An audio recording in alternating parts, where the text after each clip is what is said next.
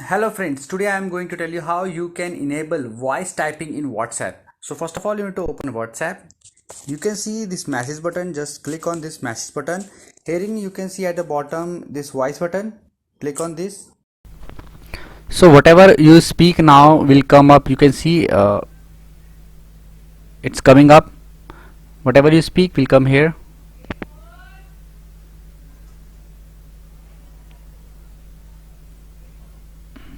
You can see,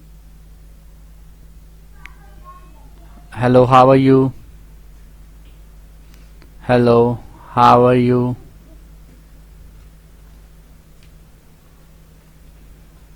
So you can see it's showing fine now, and you can see this is a good option, and you can use this Google typing button to send any text message. This is voice to text message option. I hope friends now you will be able to do it. In case you find this video helpful, just hit on the like button and also subscribe my channel for my upcoming videos. Bye bye friends, take care.